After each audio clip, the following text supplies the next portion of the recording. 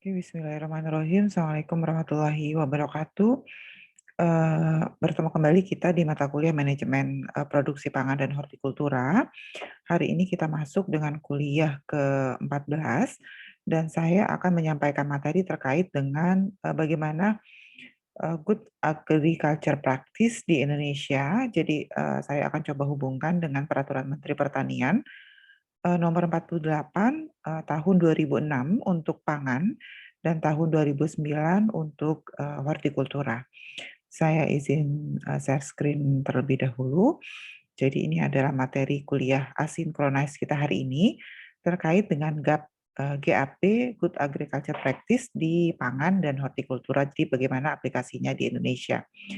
Jadi sebetulnya kesadaran tentang pangan itu sudah muncul ketika ada pertemuan diprakarsai oleh FAO tahun 2003 yang ketika itu pertemuan pangan ini menyatakan ada 3 tantangan penting atau 3 tantangan utama pertanian pada saat ini. Yang pertama adalah peningkatan ketahanan pangan, mata pencarian dan pendapatan penduduk pedesaan. Yang kedua adalah pemenuhan peningkatan kebutuhan dan berbagai macam produk pangan yang aman.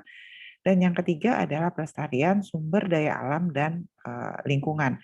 Nah, 3 tantangan utama dalam sektor pertanian ini memunculkan perlunya good agriculture practice di bidang pertanian.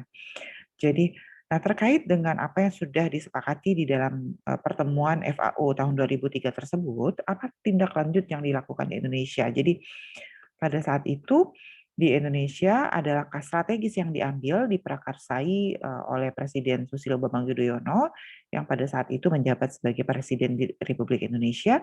Ada 2 hal penting atau ada 2 langkah strategis penting yang diambil. Yang pertama adalah dimunculkannya program revitalisasi pertanian, perikanan, kehutanan, dan yang kedua adalah dimunculkannya program revitalisasi penyuluhan pertanian atau RPP. Program revitalisasi penyuluhan pertanian atau RPP kemudian diwujudkan dengan hadirnya payung hukum dalam bentuk Undang-Undang Nomor 16 Tahun 2006 tentang Sistem Penyuluhan Pertanian, Perikanan, dan Kehutanan. Program revitalisasi difokuskan pada beberapa subprogram, yaitu penataan kelembagaan penyuluhan pertanian, peningkatan kuantitas dan kualitas penyuluh pertanian, peningkatan kelembagaan dan kepemimpinan petani, peningkatan sistem penyelenggaraan penyuluhan pertanian, dan pengembangan kerjasama antar sistem penyuluhan pertanian dan agribisnis. Sementara program revitalisasi pertanian, perikanan, dan kehutanan atau RPPK itu lebih banyak membahas mengenai kebijakan dan strategi umum yang diambil dalam RPPK sendiri dalam bentuk pengurangan maaf, dalam bentuk pengurangan kemiskinan, peningkatan daya saing dan pelestarian dan pemanfaatan lingkungan hidup, serta sumber daya alam keberlanjutan. Nah, peningkatan daya saing, jadi peningkatan daya saing dan pelestarian serta pemanfaatan lingkungan dan sumber daya yang berkelanjutan, kemudian menghasilkan praktik usaha pertanian yang baik atau good agricultural practice yang lebih lanjut diwujudkan oleh Peraturan Menteri Pertanian Republik Indonesia. Jadi diwujudkan atau disediakan payung hukum terkait dengan pengaplikasian good agriculture practice untuk sektor pertanian di Indonesia melalui Peraturan Menteri Pertanian RI.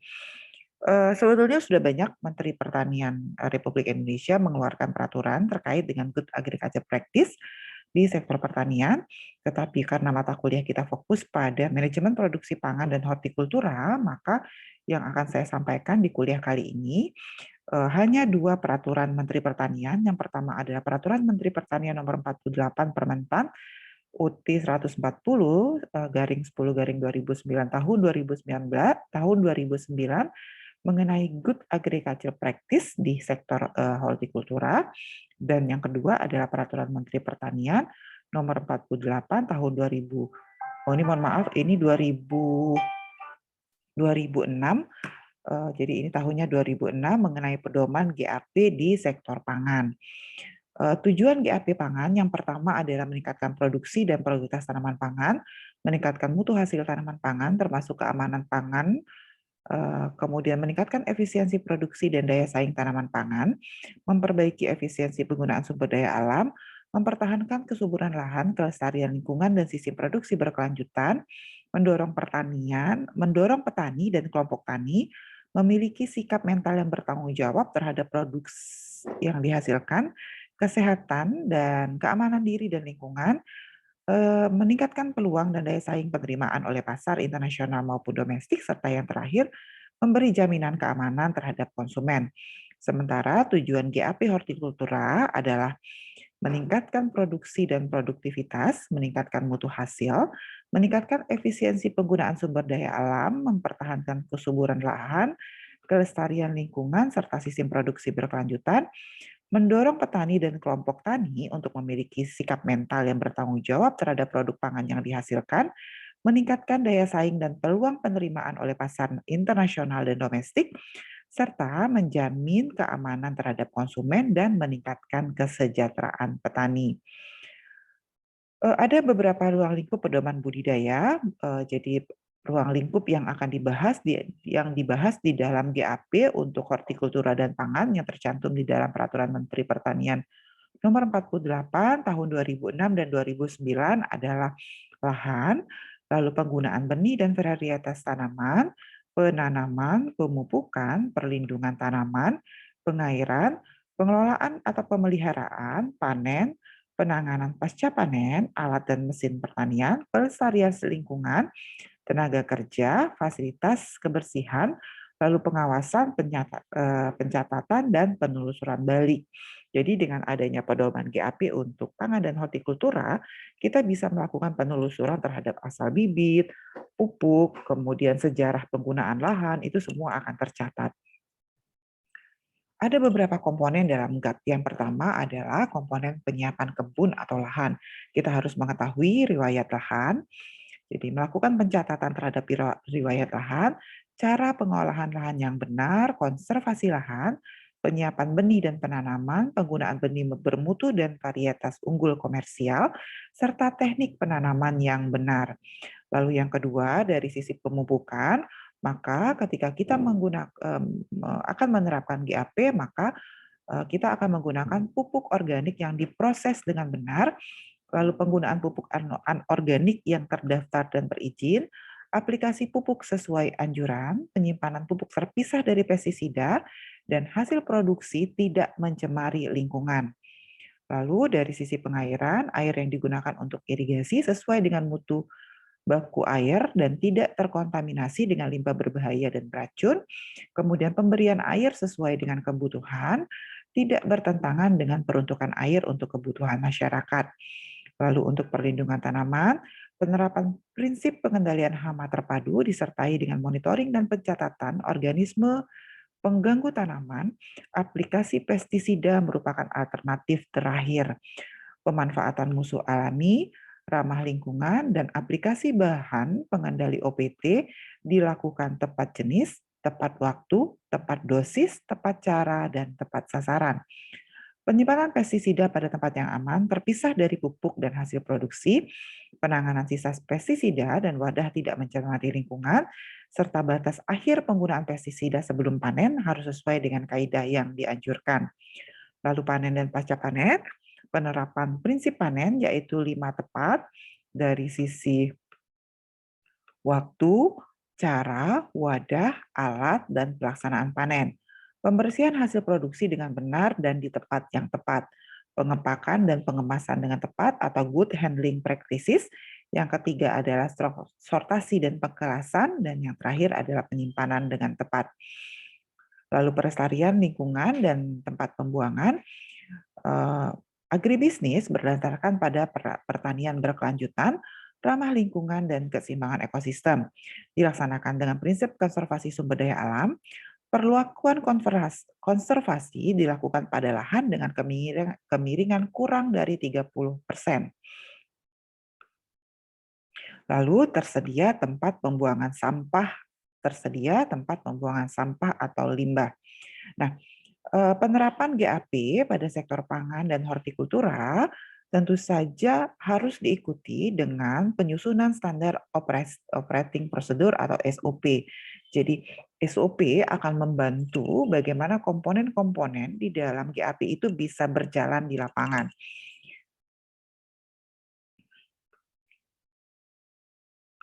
SOP merupakan implementasi atau operasionalisasi dari GAP. Adalah acuan pelaksanaan kegiatan proses produksi yang memuat keterangan, instruksi kerja yang meliputi semua proses produksi mulai dari pratanam sampai dengan pasca panen.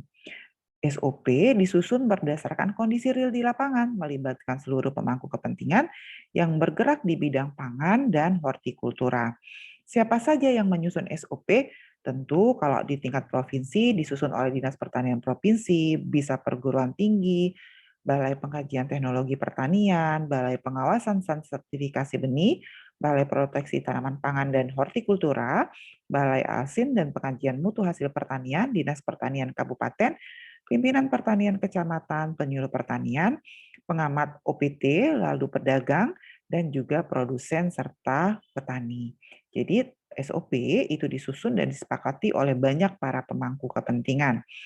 Nah, untuk apa sih SOP? Jadi tadi sudah disampaikan bahwa SOP merupakan panduan kerja bagi pelaku usaha tani hortikultura dan pangan dalam melaksanakan usaha tani.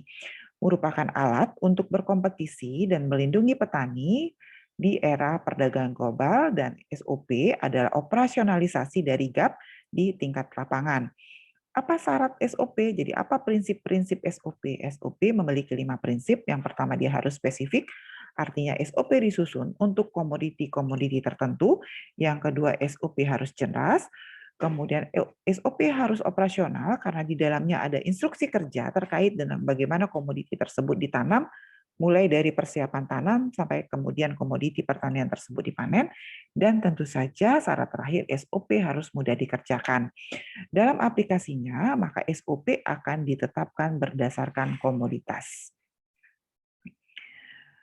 Siapa yang bertanggung jawab dalam penerapan GAP di Indonesia? Jadi di Indonesia, terutama untuk produk pangan dan hortikultura, itu ada lembaga yang disebut dengan Indogap. Jadi Indonesia Good Agriculture Practice.